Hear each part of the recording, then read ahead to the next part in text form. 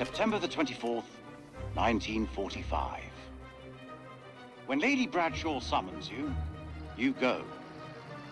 Mary and I were bound for our honeymoon, but the chance to dine with one of Britain's finest antiquarians was too great for us to miss.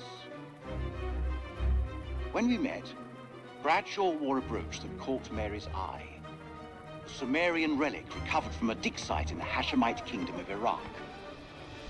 After dinner, she showed us another find from the same site, a gold cuneiform tablet. She called it the final puzzle piece in her life's work, a map that pinpoints the tomb of Alexander the Great. If she's right, the tomb lies somewhere on the border of Iraq. Lady Bradshaw wants us to lead her expedition. I realize now that our honeymoon will take place in a dusty dig site in the Zagros Mountains. April the 2nd, 1946. We have assembled our team. Top of my list was my old comrade from the wars, Captain Sherman Crow, the bulldog of Omaha Beach. We found him in Cairo, brawling for money in a Levantine drinking club. Crow recommended an experienced dig foreman, Arthur Pullman. And in Haifa, we picked up my assistant, the always inquisitive Aline Journeau. Lady Bradshaw insisted on the presence of her own advisor, Ellis van Hoyten, an archaeologist I know only from his poor reputation. Our team complete, we shall head to the Lebanon and from there by train to Baghdad.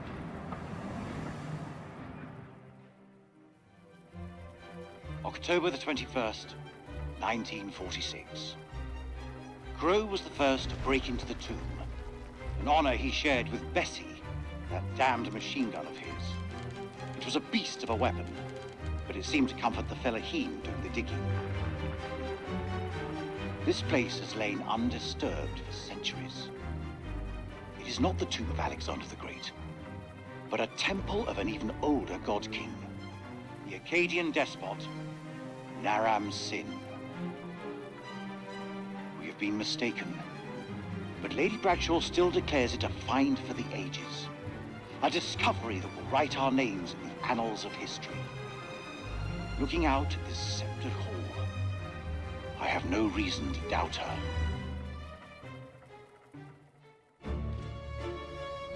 The catacombs beneath the temple are heaped with human bones. Aline has worked sacrificial digs in El Castillo, but even she hasn't seen death on this scale before. The Akkadians killed thousands in the name of their gods, most ritually decapitated, but others crudely slain and dumped in charnel pits, as though the slaughter had spiraled out of control. What plague or cataclysm demanded such a price? So much blood spilled. And for what? Whatever happened here millennia ago, it is a secret waiting to be discovered. Our work begins in earnest.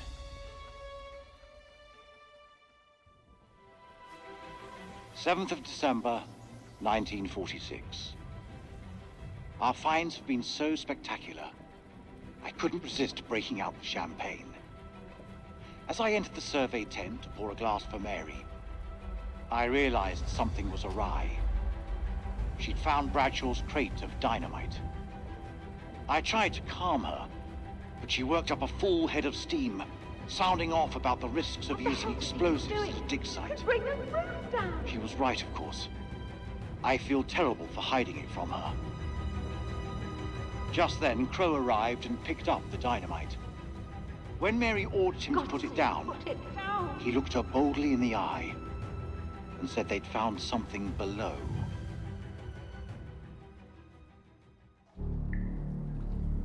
The bottom of the chasm stank of death and was littered with corpses, fresh enough to be covered in flies.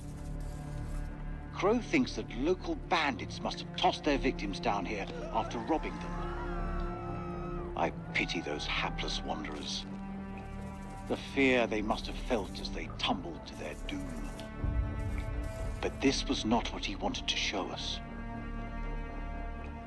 An unearthly light pierced the rocks. When Mary asked us what it was, Bradshaw nodded to Crow, who broke open the dynamite. She said she intended to find out.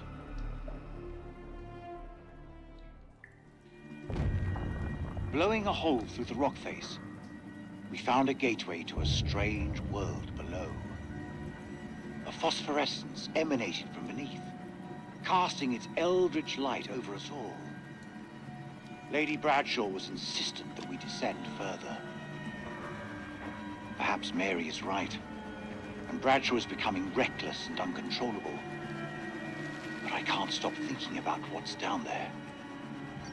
I am now working with Crow and Pullman to set up a winch and elevator to descend into the shaft.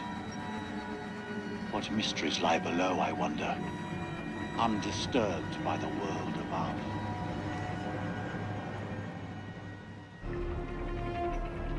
"13th of December. Crow, Bradshaw, and I descended in the elevator. As we left, I was struck by the change in Bradshaw's temperament. She seemed eager, almost manic in the face of our new discovery.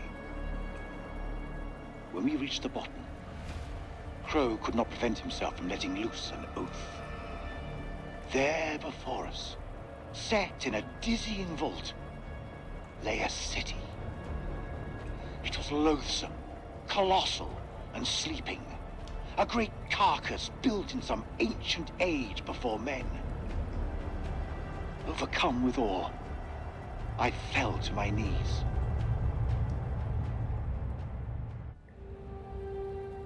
"28th of December. God forgive us. For days we have studied this dead, silent realm and its entombed abominations. Now the horrors have come for my own dear Mary. Crow found her unconscious in the Star Chamber, her notes scattered around her. He carried her back to our supply room and laid her down in one of the cells. When Bradshaw learned what had happened, she was evasive about Mary's work down there. As I cleaned my wife's face, she spoke to me in a fever, sounding distressed and confused. I have resolved to keep a vigil over her. I pray her fever abates so we can escape this cursed place.